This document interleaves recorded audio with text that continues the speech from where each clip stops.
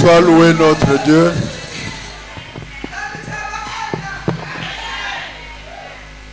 Qu'il soit loué notre Dieu. Qu'il soit exalté à jamais. Il est digne des louanges par-dessus tous les dieux. Parce qu'il n'y a aucun Dieu qui sauve comme lui. Amen. Amen. Que Dieu soit loué.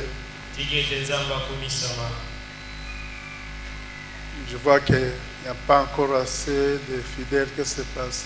Problème d'eau?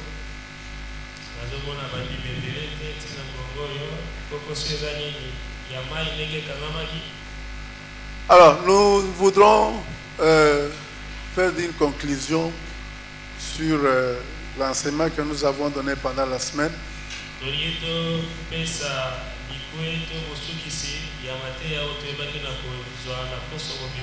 C'est vrai que je n'ai pas pu entrer dans la profondeur, dans les détails pour chaque avenue que nous avons examiné.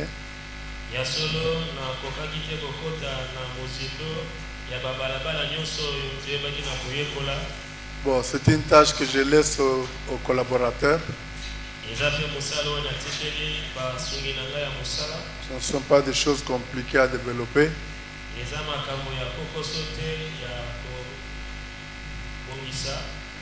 Alors, nous mettons debout, nous lisons en rappel quelques versets bibliques.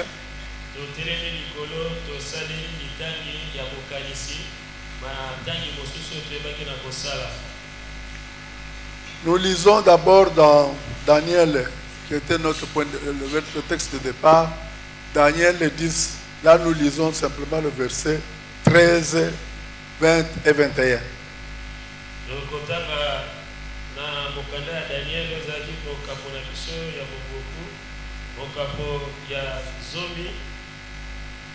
Puis 20 et 21. Nous lisons au nom du Seigneur. Le chef du royaume de Perse m'a résisté 21 jours.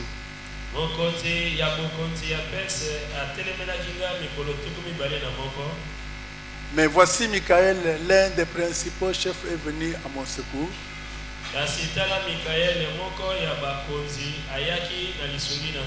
Je suis demeuré là auprès des rois de Perse.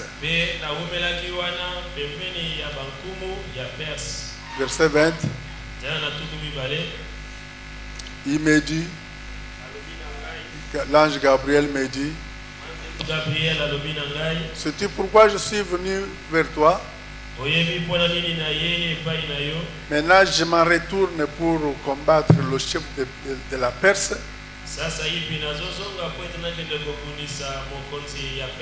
Et quand je partirai, voici le chef de Java viendra. Matthieu chapitre 16, verset 18 à 19.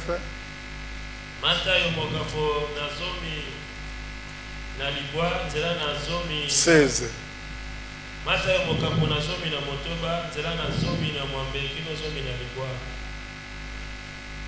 Et moi, 16, verset 18.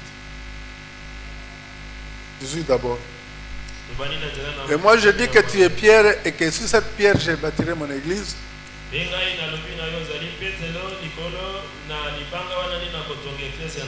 Et que les portes de ce jour de mort ne prévaudront point contre elle. Je te donnerai les clés du royaume des cieux. Ce que tu lieras sur la terre sera lié dans les cieux. Et ce que tu délieras sur la terre sera délié dans les cieux. On peut lire aussi en rappel Apocalypse 12, verset 3.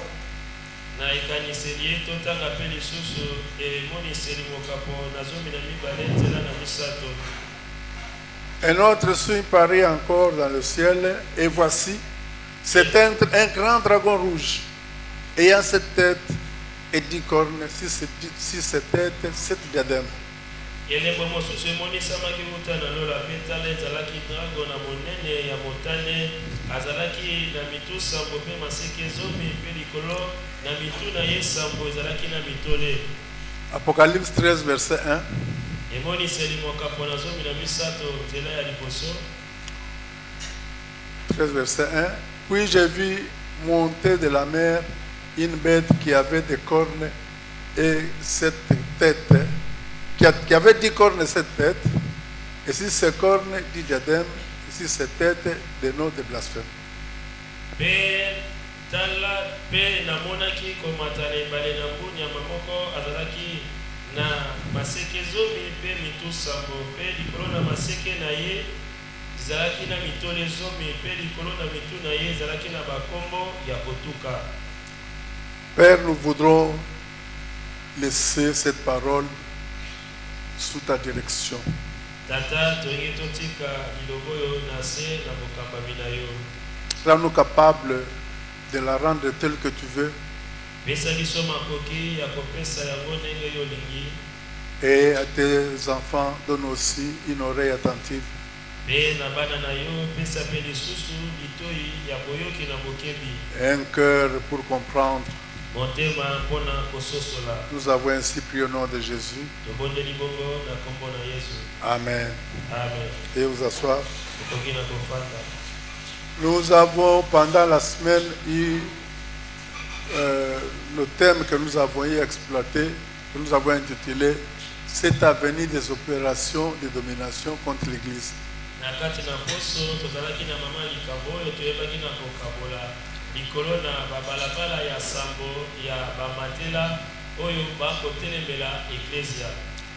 D'où avons-nous tiré cela? Nous sommes partis d'abord de la révélation qui est contenue dans le livre de Daniel, chapitre 10.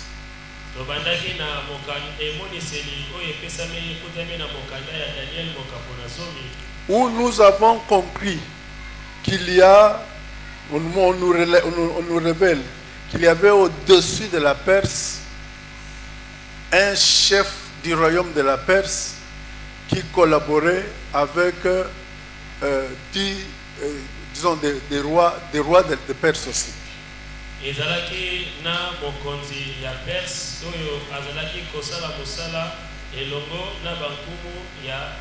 Il ne s'agit pas du président ou du président de cette nation, mais plutôt d'une entité démoniaque supérieure qui avait le contrôle sur le royaume de Perse.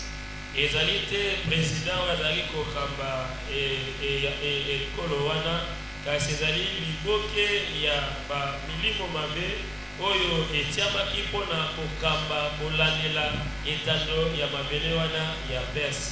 cela pour que Satan ait l'autorité sur ce royaume.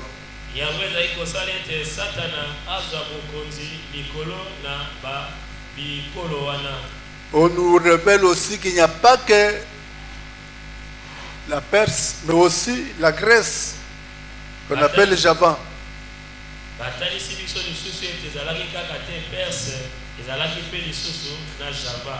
Or, quand on regarde, ce sont parmi les empires mondiaux qui ont existé.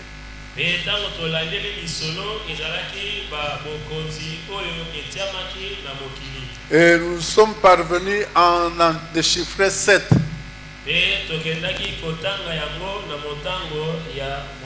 Et nous avons vu que les 7, ce n'est pas un hasard. C'est parce que Dragon lui-même a 7 têtes, comme la bête aussi a 7 têtes.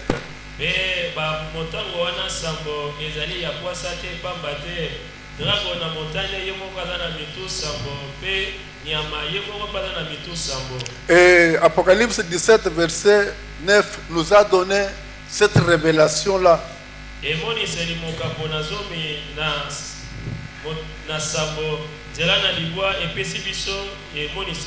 Où on nous dit que ce sont les 7 montagnes, c'est-à-dire 7 nations ou 7 royaumes sur lesquels la femme de l'Antichrist était assise. Ce qui signifie que c'était l'Antichrist lui-même qui contrôlait ces nations-là. wapi kani bakotalisa biso eza na mitu sambo oyo ezali bangomba oyo likolo na yango mwasi ya motelemeli Kristo ayebaki na kofanda. Et on nous dit que c'était aussi les 7 rois. Pe bakolobela biso eza pe lisusu bakumu sambo 5, autant de gens, 5 étaient tombés, comme on nous dit ici, n'existaient plus, tandis que 1 existait. mitano bazalaki na eleko ya Yohane oyo basalaki kokoisama ezalaki na moko ezalaki nano kokoba na bokonzi pe mosusu na ino eyaki te. Et le verset 10 continue à nous dire qu'il y avait encore un qui devait venir. Alors, de cela, nous avons retenu 7 nations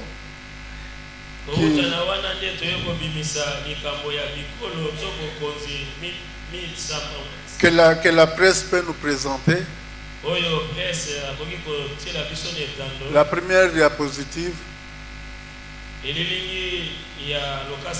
Et ces 7 nations non seulement étaient contrôlées par Satan, elles étaient aussi en relation d'opposition avec Israël, sous l'inspiration bien sûr du diable. Parce que nous avions dit pourquoi le diable contrôle ces nations. Nous avons dit premièrement que c'est pour influencer les décisions des autorités politiques.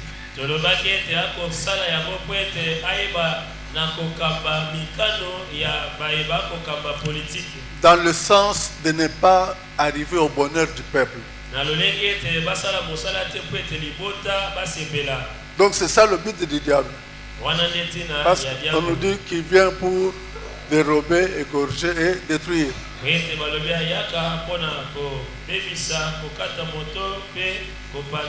ne peut pas inspirer de bonnes choses aux autorités politiques contre le peuple.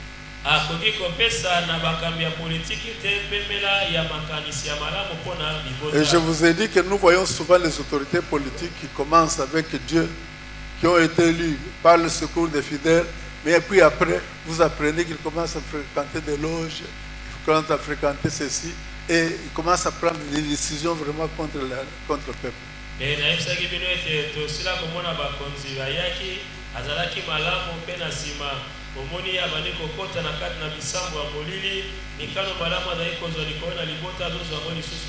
Nous avons dit que c'est aussi pour créer, inspirer l'hostilité ou la diversité contre le peuple de Dieu.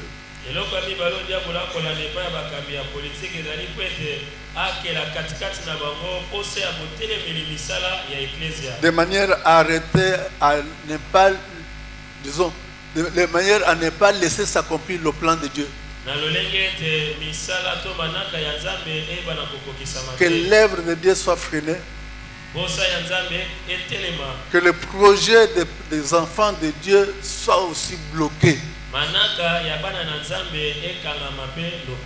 Amen. Donc c'est pourquoi il inspire la haine et l'adversité dans le cœur des autorités contre l'Église. Contre le peuple de Dieu.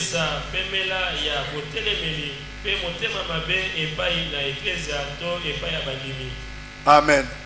Alors, la première nation, c'est l'Égypte. La deuxième nation, c'est la Syrie.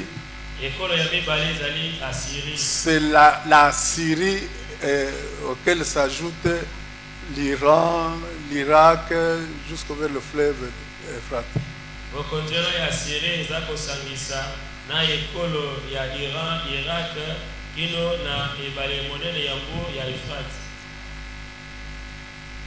Troisièmement, c'est la Babylone.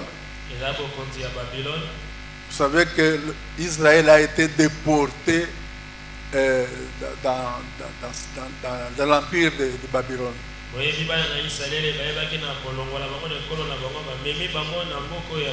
Il devait y passer 70 ans. Et ces révélations ici, c'est quand Daniel voulait savoir comment ça se fera, comment le peuple, comment Israël va retourner dans son pays. C'est à ce moment-là que Dieu commence à lui donner de grandes révélations.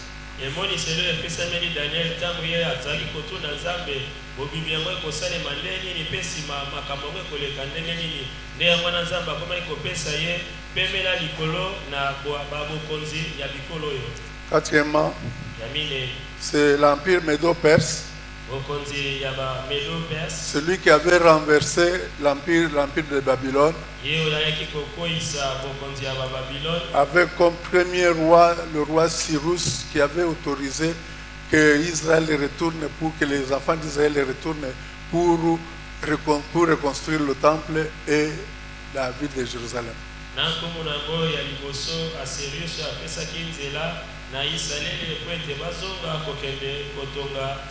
C'est là qu'on lit l'histoire d'Esther, l'histoire de Néhémie, l'histoire d'Esdras. C'est dans l'empire médo-perse.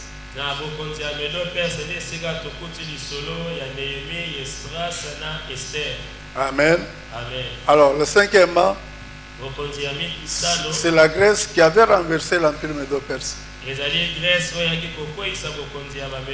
avec comme premier roi Alexandre le Grand,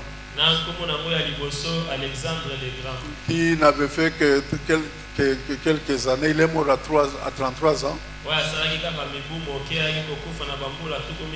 Après sa mort, eh bien, le pays a été distribué entre quatre généraux.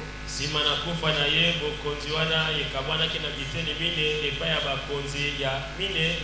crois que ceux qui viennent mardi connaissent ces choses. Sixièmement, c'est l'empire de Rome, qui a existé au temps de notre Seigneur Jésus. Vous vous souvenez que celui qui avait condamné à mort, c'est le gouverneur Ponce Pilate, qui était le représentant de César.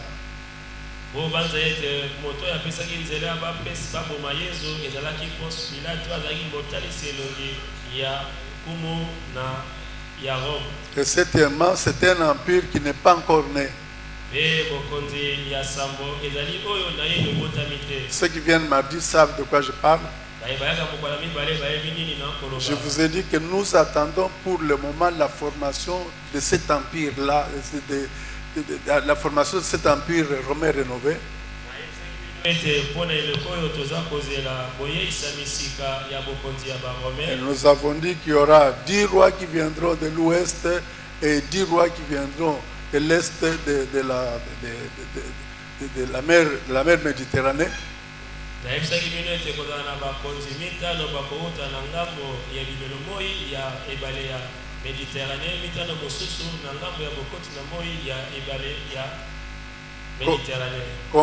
Conformément à l'étendue de l'Empire romain, parce que l'Empire romain s'étendait de l'ouest à l'est de la mer Méditerranée.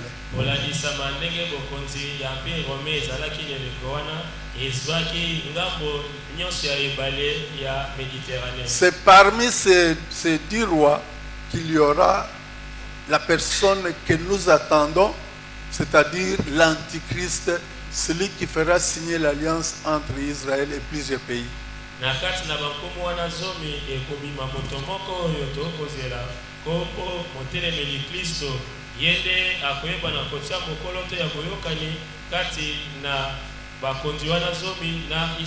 L'apôtre Paul nous a dit, quand nous verrons cette alliance signée, celui qui fera signer cette alliance-là, nous devons dire que c'est lui l'Antichrist qui est apparu.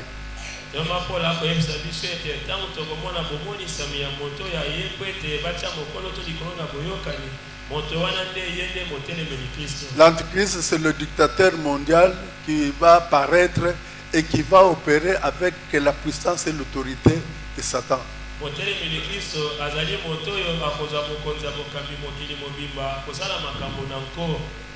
Il aura une religion unique à laquelle il va faire, il va imposer que tout le monde en devienne membre. Il aura un seul système économique, non seulement économique mais aussi commercial. Parce que la Bible ici nous dit qu'ils vont instituer la marque de la bête, et celui qui, pour acheter et vendre, il faudra avoir cette marque de la bête.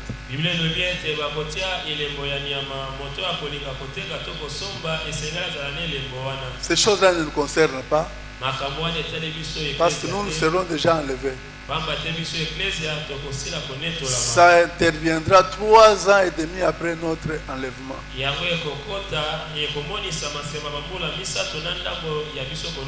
Et celui qui va refuser de la marque de la bête sera tué. Et cet homme-là demandera qu'on l'adore. Il va entrer juste dans le lieu très saint pour se proclamer Dieu.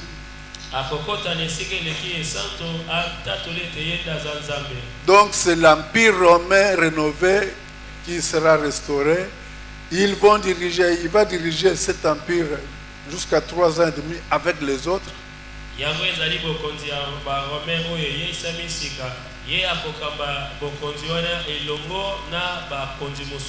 Après 3 ans et demi, c'est lui-même qui va diriger le monde entier.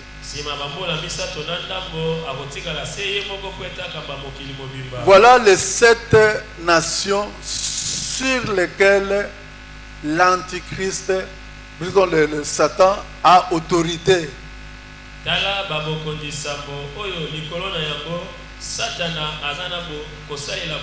Et nous avons dit qu'il aura autorité à travers les dominations qu'il a placées dans des lieux célestes.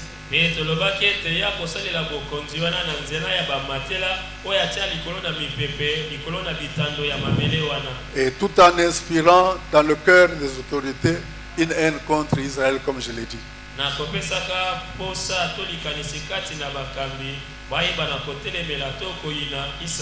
Je vous ai donné l'exemple d'un roi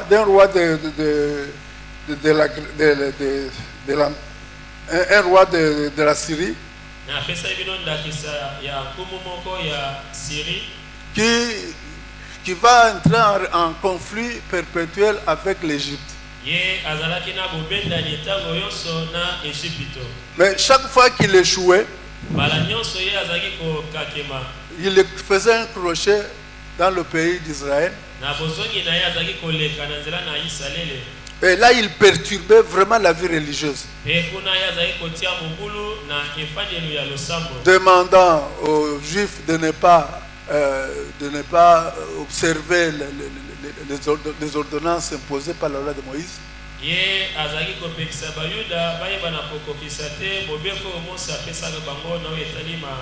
Il persécutait ceux qui ne voulaient pas s'arranger de son côté. Il est allé jusqu'à offrir un porc sur l'autel de sacrifice. Amen. Il avait arrêté l'adoration due à Dieu. Donc, vous voyez l'exemple d'un roi qui dirige le monde. En même temps, il a l'hostilité dans son cœur contre Israël.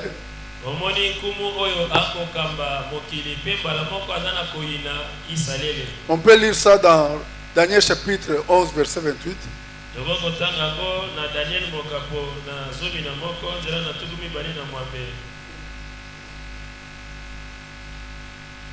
Je dirais que j'entre encore dans les détails, je risque de ne pas terminer.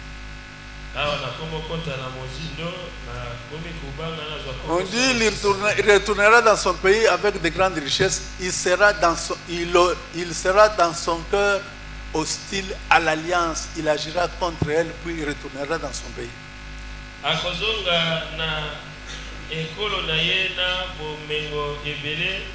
Ye akozala na motema na ye na koina likolo na boyokani santo akotelemela yango pe ye akozonga na ekolo na ye. Verset 31. Des troupes se présenteront sur son ordre, elles profaneront le sanctuaire, la forteresse, elles feront cesser le sacrifice perpétuel et ils dresseront l'abomination du dévastateur. Bamaboke ya mampinga bakotelema kolandisa mamolongo na ye, bango bakoyeba na kotuka ndako esanto, bakokweyisa esika ya bokasi, bakopekisa mbeka ya seko na seko, pe bakoyeba na kotia mbindo ya bobebisami. Amen. Donc tout ce que j'ai dit est résumé par cet exemple. Alors maintenant voir qu'est-ce qui résulte de ces relations d'opposition entre ces nations et Israël.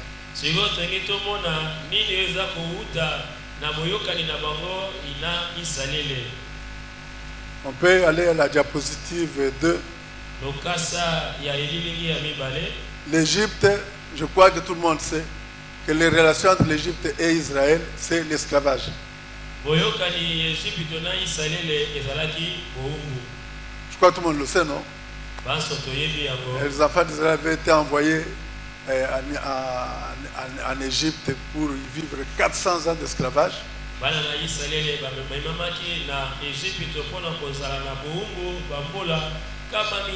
Et nous savons comment Pharaon avait résisté pour qu'Israël sorte de l'esclavage. Et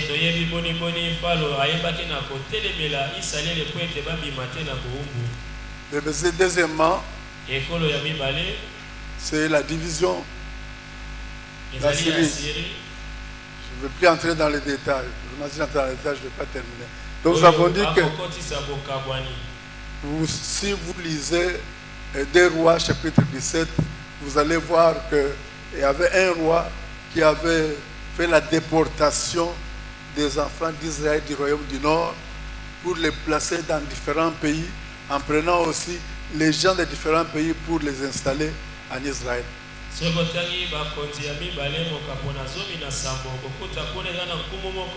Ayaki na Israël na ngambo nango ya likolo akamati bana na Israël akei apandi bango na bikolo ebele pe azwi bato mosusu ya bikolo wana ayekomema bango na etando ya mabele ya Israël. Il y a bien d'autres exemples que je peux donner mais le temps ne nous permet pas.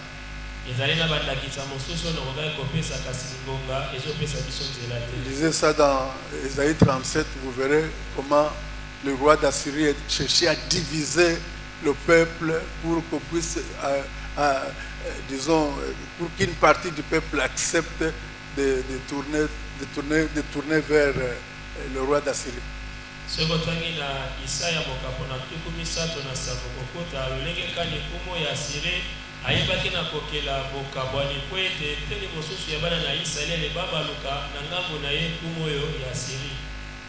Troisièmement, c'est Babylone. Je crois que les gens se souviennent du cantique de notre frère Ngoï Moussoko. La confusion, je crois que c'est assez suffisant. La confusion. On peut continuer parce qu'il y a plus de temps. Pour la première, c'est la frustration.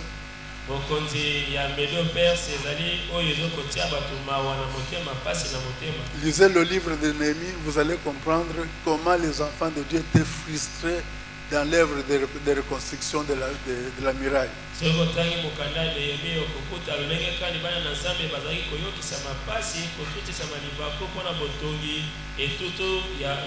Cinquièmement, la Grèce, c'est la philosophie, l'humanisme, la prédominance du raisonnement humain.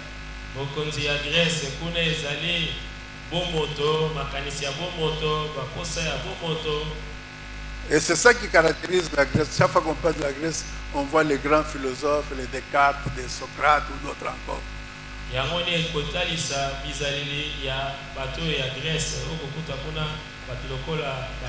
Descartes, Socrate. Ok. Les Romains, c'est le laisser aller, la débauche, la corruption.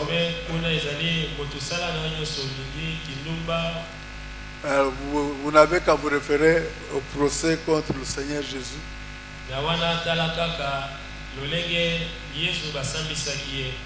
Bon, Pilate voulait faire un compromis entre le bien et le mal. Lui-même finalement était dans la confusion. Enfin, c'est la nonchalance, c'est-à-dire la tiédeur, l'indifférence.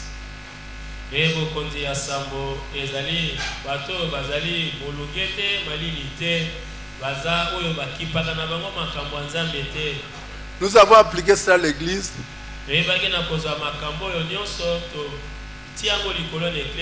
Pour dire que ces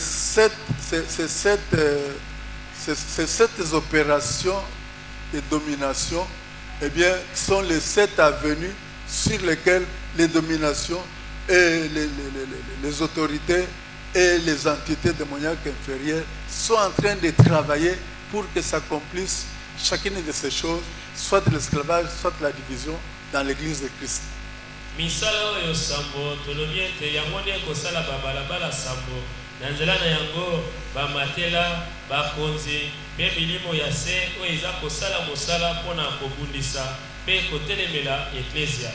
Premièrement, troisième diapositive. Alors, vite parce que j'ai quelque chose à dire sur les... Ok, la première fois nous avons dit que c'est l'esclavage, c'est-à-dire Satan a mis des dominations des autorités et des entités spécialisées seulement pour ramener les croyants à l'esclavage.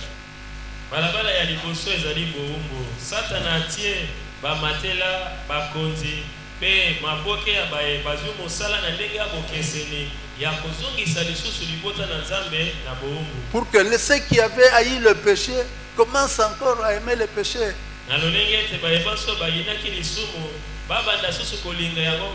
Et nous voyons le retour des péchés qu'on avait déjà abandonnés. Et surtout accompagné de l'impénitence. Donc quelqu'un commet le péché, il ne sait pas se repentir. Même dans l'église, on fait le péché, on ne se repent pas. Allez demander à quelqu'un de se réconcilier avec son frère, vous allez perdre toute la journée.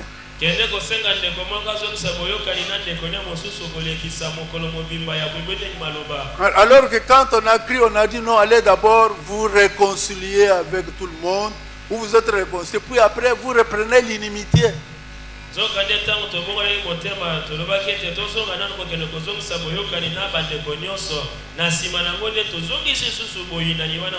Nous avons attiré l'attention des enfants de Dieu qui font ces choses-là, qu'ils comprennent que il y a le terrible jugement de Dieu qui va arriver sur eux.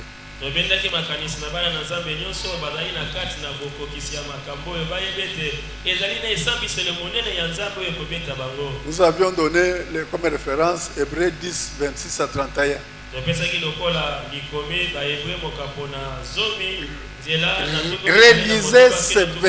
Réalisez ce verset-là. Quand vous lisez, vous sentez comment le Seigneur est fâché contre ceux qui abandonnent, qui avaient connu la vérité, qui retournent encore au péché.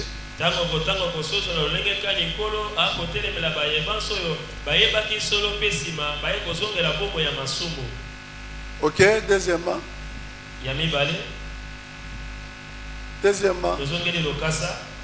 C'est la deuxième avenue que nous avons appelée la division. Donc le diable est en train de travailler pour s'aimer la division dans l'église, la division entre les croyants.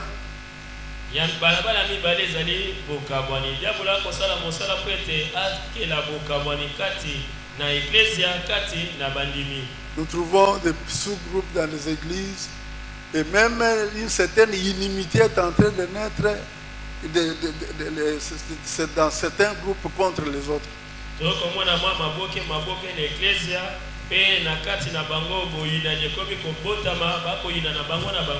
Si quelqu'un de son groupe connaît un deuil, là on est très actif. Mais si c'est quelqu'un d'autre, on n'y parle, on ne sait même pas que ça existe, qu'il y a un deuil quelque part. soki moto ya liboke na ye ya boyokani azwi matanga wana ye akokende soki moto mosusu ya liboke oyo ya oyokanaka na yango te ye akolandela kutu te akoyeba kutu te ete matanga eza na eklesia. Dans l'église de Christ, nous sommes tous un. na eklesia ya nkolo banso toza moto moko. C'est ce que Christ demande. nde oyo kristo akosenga. On dit il n'y a plus ni grec ni juif, mais ils sont tous un en Christ. alobi grek aza te moyuda aza te biso nyonso toza moko kati na kristo. La grande prière de notre Seigneur Jésus, losambo monene ya nkolo na biso yesu quand il partait, yango na ye kokende il demandait vraiment que les croyants soient un, parfaitement un. ye asengaki na tata ete bandimi bazala mpenza ya kokokisama na bomoko. Quand on est un, ntango toza na on bomoko sait contempler la gloire de Dieu. toyebi komona nkembo na nzambe. Mais si on n'est pas un, ntango toza na bomoko te on ne verra jamais la gloire de Dieu. tokomona mpe nkembo na nzambe te. Amen. amen. Suivant, balabala ya misato c'est la confusion. ezali bokotisami na mobulu. La confusion provient surtout du fait qu'il y a des fausses prophéties, des fausses doctrines qu'on amène dans l'église. bokotisami na mobulu eyaka mingimingi na nzela ya malakisi ya lokuta oyo eza kokota na kati na Et eglise. finalement, on ne sait plus qui dit vrai. mpe nsima toyebi te lilakisi nini elobi solo. C'est comme un frère qui me dit, parce que vous dites c'est vrai, parce que moi j'étais déjà dans la confusion, je ne sais pas si ce sont nos amis qui avaient raison ou c'est vous qui aviez raison. ndenge ndeko moko mobali ayebisenga papa makambo olobi wana eza ya solo mpo ete ngai awa nayebaki su te soki eklesa nde moto ezalaki na elonga to bandeko na biso nde bazalaki na elonga. Ce qui est surprenant, oyo eza ya kokamwisa c'est que l'apôtre Paul nous révèle qu'il y a des ministres de Satan dans les églises.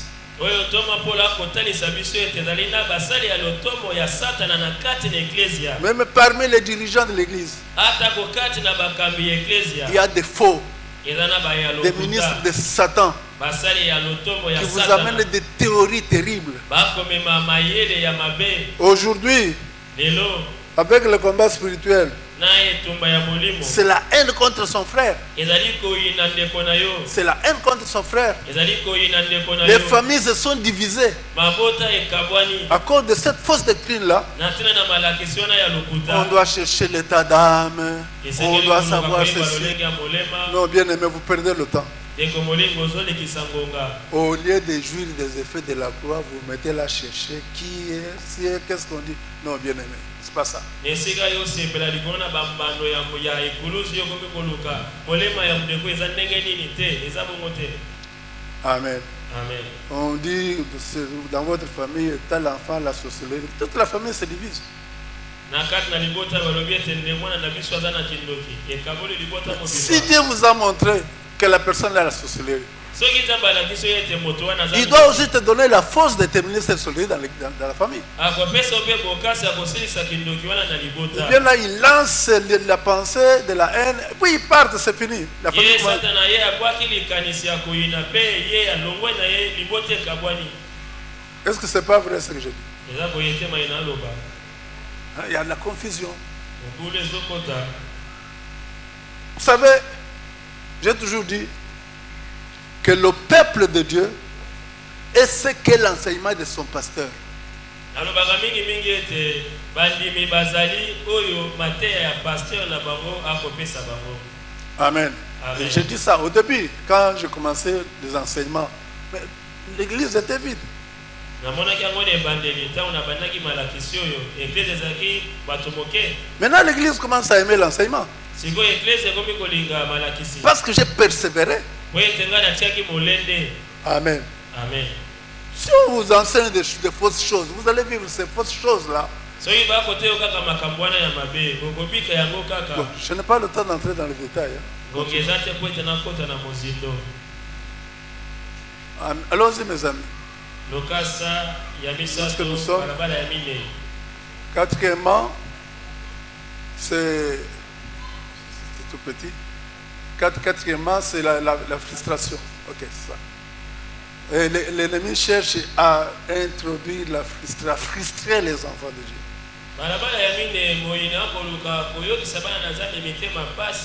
Hein, par rapport à leurs attentes. C'est comme si quelqu'un vous dit dans l'église, vous êtes venu perdre le temps, vous voyez ceux qui sont dans le monde là, vos amis qui étaient, avec qui vous étiez, ils prospèrent, mais toi, depuis que tu es à l'église, tu régresses.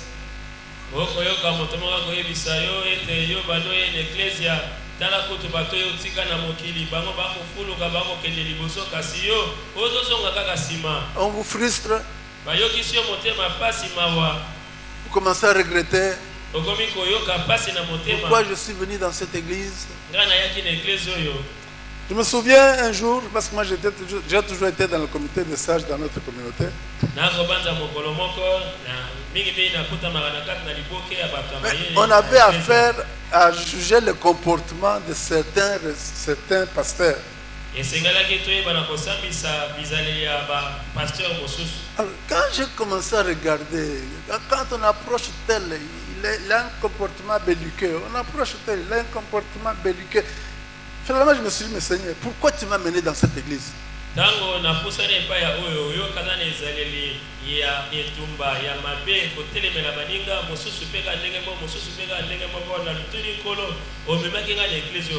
Il me répond, je t'ai amené dans cette église pour le salut. Un point, un trait. Ce n'est pas pour voir ce que font les hommes. Comme Jésus disait, toi, suis-moi.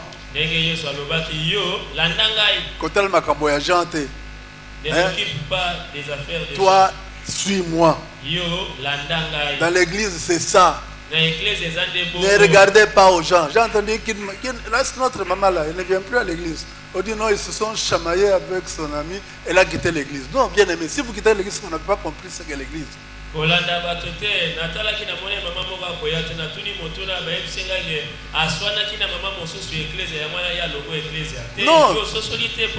L'église n'appartient à personne. L'église, c'est toi. Amen. Amen. Tu vas fuir l'église pour aller où? Amen.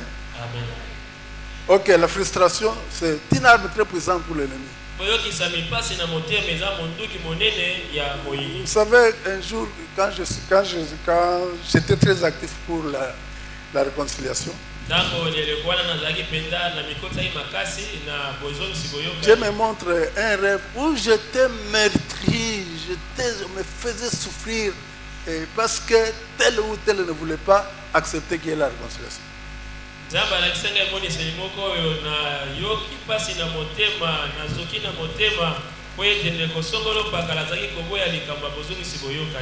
Alors finalement, au réveil, je dis au Seigneur, pourquoi tu m'as mis sur ce chemin? Et une voix me dit, je veux ce que j'ai fait. J'ai compris que tout ce que j'étais en train de subir, c'est ce que Dieu veut. Amen. Amen. J'entre dans les détails, mon Dieu. Allons-y vite, parce que je voulais insister beaucoup sur l'humanisme aujourd'hui. C'est l'humanisme. Je voulais vraiment entrer un peu dans les détails de l'humanisme. C'est vraiment l'arme la plus meurtrière de l'Église. Empêcher que les gens suivent la parole de Dieu, mais qu'ils suivent leur raisonnement humain.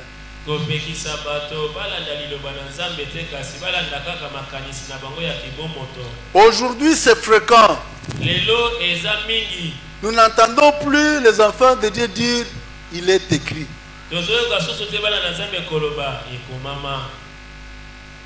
Dire encore Dieu me dit. Pourquoi? Parce que on ne lit plus suffisamment, on ne médite plus suffisamment la parole de Dieu.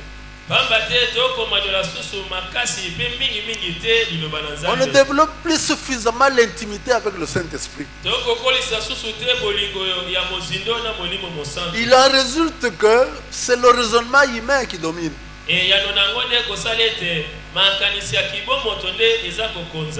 Le raisonnement humain.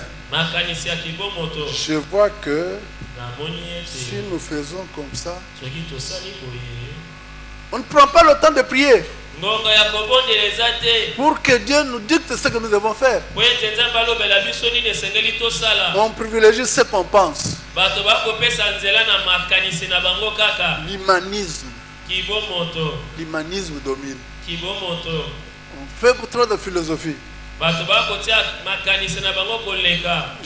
J'ai partagé la parole avec un serviteur de Dieu. Sur les 144 000 scellés du sceau de Dieu sur le front. Je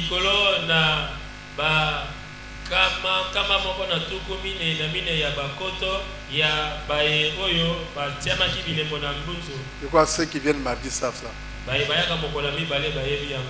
Il me dit non, ceux-là, ils sont devenus, ils ont été choisis par Dieu parce qu'ils avaient écouté l'enseignement des deux témoins pendant la première moitié de la tribulation. C'est cela qui a fait que ces gens-là ont crié au Seigneur, alors le Seigneur les a adoptés. Nous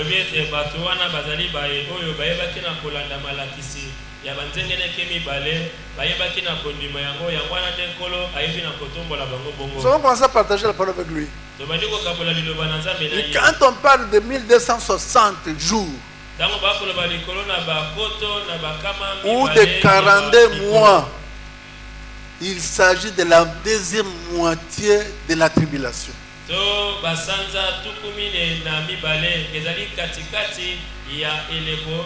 C'est pendant cette deuxième moitié qu'il y aura les deux témoins. Je n'ai pas encore enseigné ça, mais j'en parle quand même.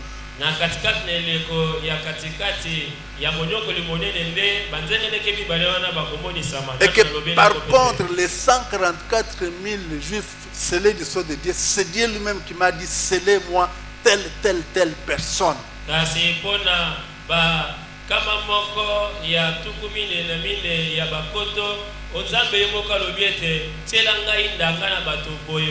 Alors il m'a dit: il faut qu'il y ait un prophète qui vient enseigner pour que les gens croient. Je dis: est-ce que vous enlevez la souveraineté à Dieu? Et finalement on s'est compris. Donc on voyait que c'est le raisonnement humain qui prédominait, non pas la parole de Dieu. Donc le raisonnement humain au détriment de la parole de Dieu. Parce qu'on ne médite pas assez la parole de Dieu. Il en ressort même les interprétations particulières de la parole de Dieu.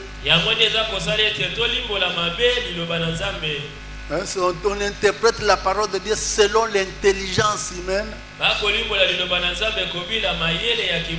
Là où ça opère de cette manière, la parole de Dieu perd sa puissance.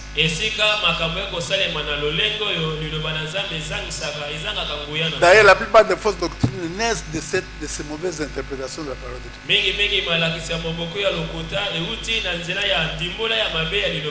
Alors, nous arrivons maintenant à deux catégories de fidèles à l'église. Ceux qui aiment la parole de Dieu et ceux qui n'aiment pas la parole de Dieu. Il arrive que ceux qui aiment la parole de Dieu sont méprisés, parfois raillés par ceux qui n'aiment pas la parole de Dieu.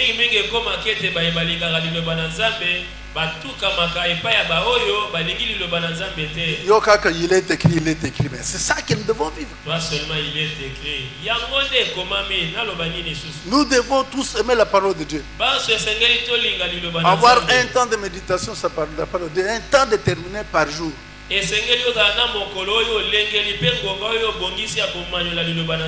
Alors, la prédominance de l'humanisme, des raisonnements humains, fait que l'église a une marche charnelle au lieu d'avoir une marche spirituelle.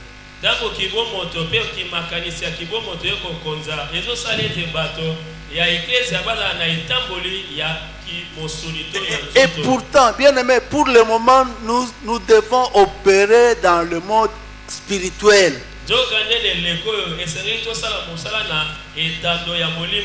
Parce que nous avons les mauvais esprits qui nous entourent.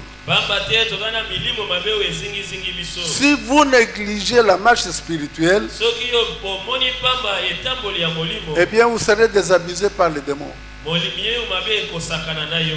Amen.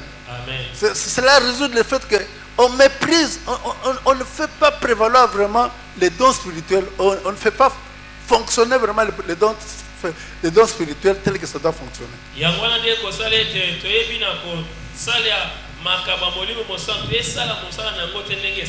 La relation avec le Saint-Esprit est vraiment moindre. Pour le moment, nous sommes dans la phase spirituelle du royaume de Dieu. Que vous le vouliez ou non, nous sommes dans la phase spirituelle du royaume de Dieu. Ce royaume messianique ou le royaume en phase spirituelle va cesser quand Christ viendra établir son royaume sur la terre.